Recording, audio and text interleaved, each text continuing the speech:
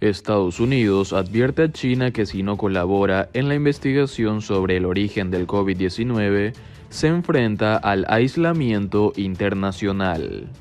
Jake Sullivan, el asesor de seguridad nacional de Joe Biden, confía en que la presión política y diplomática funcionará. El asesor de seguridad nacional de Estados Unidos, Jake Sullivan, ha advertido este domingo a China de que si no colabora en la investigación de los orígenes del coronavirus, podría quedar en una situación de aislamiento.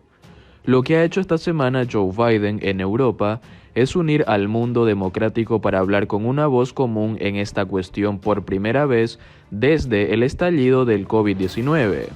El presidente Donald Trump no pudo hacerlo, ha explicado Sullivan en declaraciones a Fox News. Biden hizo que el G7 apoyara una declaración diciendo al unísono que China debe permitir una investigación en su territorio. Es un trabajo de excavación diplomática, unir a las naciones del mundo e imponer presión política y diplomática sobre China, agregó. Ahora Pekín debe elegir: o permiten una investigación real para averiguar de dónde ha salido esto, o afrontarán el aislamiento en la comunidad internacional, ha explicado. Además, Biden cuenta con la comunidad de inteligencia y así llegar a fondo de cómo vino este virus al mundo, aseguró.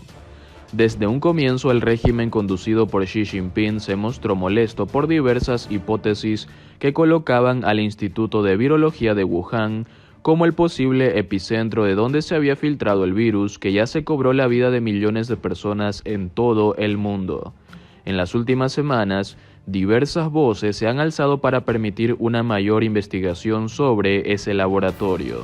Entre ellas figura la de Anthony Fauci, director del Instituto Nacional de Alergias y Enfermedades Infecciosas y una de las mayores autoridades sanitarias de los Estados Unidos.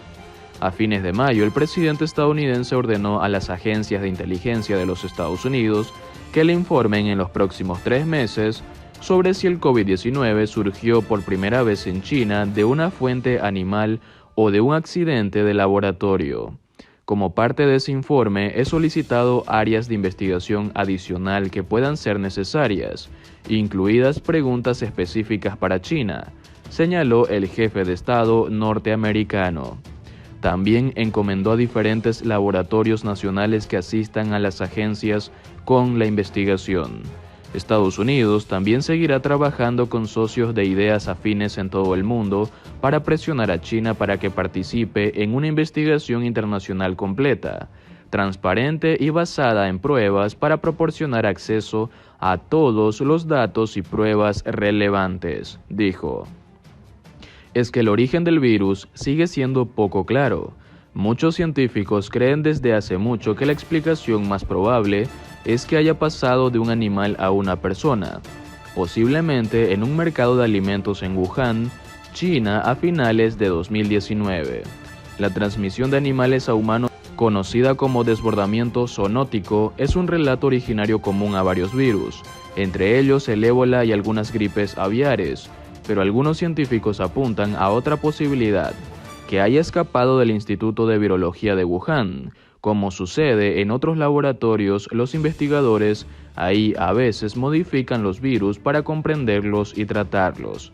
De hecho, 18 científicos enviaron una carta a la revista científica Science en la que pedían una nueva investigación y describían tanto la teoría de animal a humano como la teoría del accidente de laboratorio como viables. Y 3 científicos que el año pasado desestimaron la explicación de fuga de laboratorio como una teoría conspirativa le han dicho a The Wall Street Journal, que ahora consideran que es verosímil. La Organización Mundial de la Salud (OMS) ha enviado una misión de investigación y tiene prevista una segunda visita para esclarecer los orígenes del virus. Las enfermedades venéreas alcanzan un nuevo récord en Estados Unidos. Estos son los estados donde hay más gonorrea y sífilis.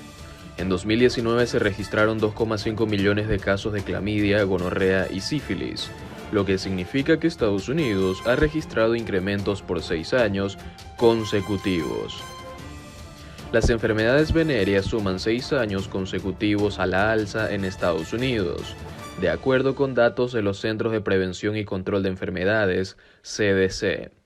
En 2019 se registraron 2,5 millones de casos de clamidia, gonorrea y sífilis, según el reporte de los CDC.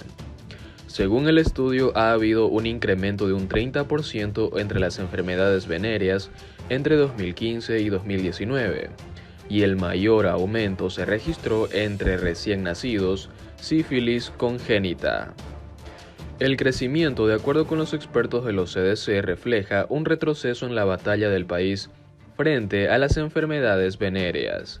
Hace menos de 20 años, las tasas de gonorrea en los Estados Unidos estaban en mínimos históricos. La sífilis estaba cerca de su eliminación y los avances en el diagnóstico de clamidia facilitaron la detección de infecciones, dijo Raúl Romaguera, director interino de la división dedicada a las enfermedades de transmisión sexual etc. de los CDC. Ese progreso se ha desmoronado desde entonces y nuestra protección contra las ETC están bajas. Debemos priorizar y enfocar nuestros esfuerzos para recuperar este terreno perdido y controlar la propagación de las ETCs. Punto 1. Estados con más casos de gonorrea. La gonorrea se contagia especialmente entre personas entre los 15 y 24 años. Mississippi, Alaska, Alabama, Carolina del Sur, Carolina del Norte, Luisiana, Oklahoma, Missouri, Dakota del Sur y Tennessee son los estados que registran la mayor cantidad de casos de esta enfermedad. Punto número 2. Estados con más casos de sífilis y sífilis congénita. La sífilis es transmitida de persona a persona. Una madre que no ha sido tratada contra la enfermedad puede transmitirla al bebé, sífilis congénita. Nevada, Nuevo México, Mississippi, California, Oklahoma, Arizona, Alaska, Georgia, Luisiana y Florida son los estados que han registrado la mayor cantidad de casos de sífilis. En cuanto a la sífilis congénita, los estados más afectados son Texas, Arizona, Nuevo México, Nevada, Luisiana, California, Oklahoma, Florida, Arkansas y Maryland. Punto número 3. Los afroestadounidenses y los latinos son más afectados por las enfermedades de transmisión sexual, según los CDC.